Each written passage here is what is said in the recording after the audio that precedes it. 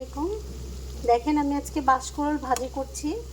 বাঁশকুড়ুলটা আমি নানাবাড়ি থেকে নিয়ে এসেছিলাম, বাগেরহাট থেকে। তো একেবারে কচি অংশটা আমি নিয়েছি। আর বাঁশকুড়ুলটা কিন্তু একটু তিক্ত ভাব আছে এটাতে, যদিও পার্বত্য চট্টগ্রামের মানুষরা এটা খেতে অভ্যস্ত। যার যার খাবার ঐতিহ্য বা টেস্ট আলাদা থাকবে, এটাই স্বাভাবিক।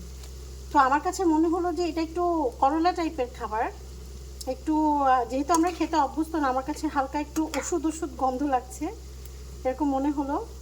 তাই আমি এটাতে কোনো পানি অ্যাড করিনি, কারণ পানি দিলে হচ্ছে তিতো তরকারির তিক্ততাটা একটু বেড়ে যায়।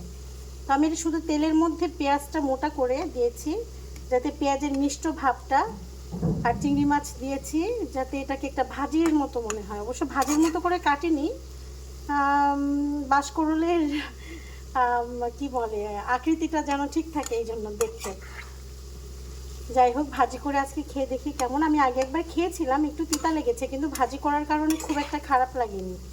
আমি আপনাদেরকে এটা সাজেস্ট করব যে আপনারা যদি বাঁশকুড়ুল ট্রাই করেন ফার্স্ট টাইম, অথবা খাওয়ার ইচ্ছা থাকে কিন্তু জানেন না কি করে খাবেন, আমার মনে হয় পানি অ্যাড না করে এটাকে ভাজি করবেন। যেমন আমরা করলাটা ভাজি করি একটু তেল দিয়ে, পেঁয়াজ,